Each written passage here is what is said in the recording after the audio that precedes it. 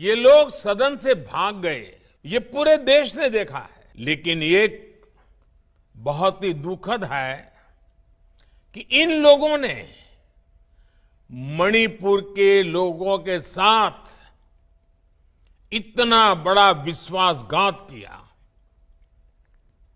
सत्र प्रारंभ होने से पहले देश के गृह मंत्री उन्होंने इन राजनीतिक दलों से चिट्ठी लिख करके कहा था कि वो तत्काल मणिपुर की चर्चा करना चाहते हैं और अकेले मणिपुर पर विशद चर्चा हो जरूरी है।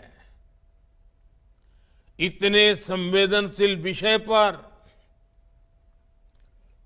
पक्ष विपक्ष में विस्तार से बात होती तो जरूर मणिपुर के लोगों को भी मरहम लगता और समस्या के समाधान के लिए नए नए कुछ रास्ते भी निकल आते। लेकिन ये लोग मणिपुर पर चर्चा नहीं चाहते थे, क्योंकि उनको मालूम था कि मणिपुर का सच सबसे ज्यादा उनको चुभने वाला है। उनको मणिपुर के नागरिकों की उनके दुख दर्द की पीड़ा नहीं थी, परवाह भी नहीं थी। उनके लिए उनकी राजनीति, देश से बड़ा दल, वो नहीं चाहते थे मणिपुर। और इसलिए क्या किया, मणिपुर की चर्चा तो टाल दी, अविश्वास प्रस्ताव ला करके राजनीतिक बहस को ही उन्होंने प्राथमिकता दी। राजनीतिक मुद्दों को लेकर के ही सदन का 3 दिन में विपक्ष में बैठे हुए साथी अपना स्कोर करने की कोशिश कर रहे थे। और उन्होंने इतने सारे विषय उठाए, इतने सारे उठाए और तरह तरह के अनर्गल आरोप लगाए, सिर पैर बिने की बातें की। क्यों? क्योंकि मणिपुर का विषय किनारे हो जाए। साथियों, ये सदन में भले ही व्यवधान डाल लें,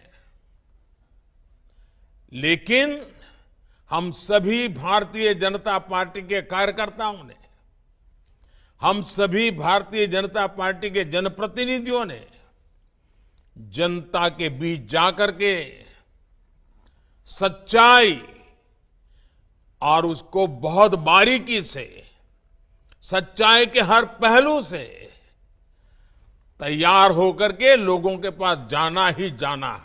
अभी 2 दिन पहले ही देश की संसद से 140 करोड़ देशवासियों के आशीर्वाद से नया विश्वास, नई प्रेरणा, नई ऊर्जा, देश पूरा संसद के साथ जुड़ा हुआ था। आपने देखा है कि हमने संसद में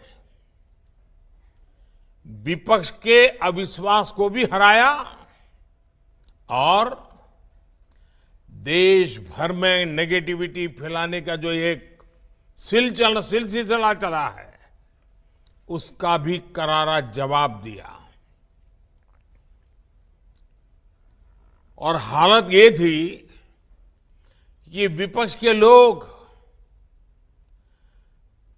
चर्चा में, लोकतंत्र का दायित्व होता है जब आप बोलते हैं तो दूसरे को सुनना चाहिए, लेकिन बीच में से ही भाग गए, सदन छोड़ करके चले गए।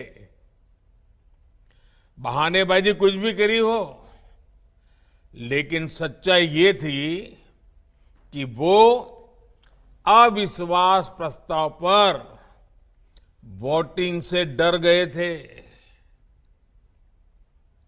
वो लोग नहीं चाहते थे कि वोटिंग हो, क्योंकि वोटिंग होती तो ये गठबंडिया गठबंधन की पोल खुल जाती। हमसे जुड़े रहने के लिए हमारे YouTube चैनल को सब्सक्राइब करें और नई वीडियो की नोटिफिकेशन के लिए बेल आइकॉन को दबाएं।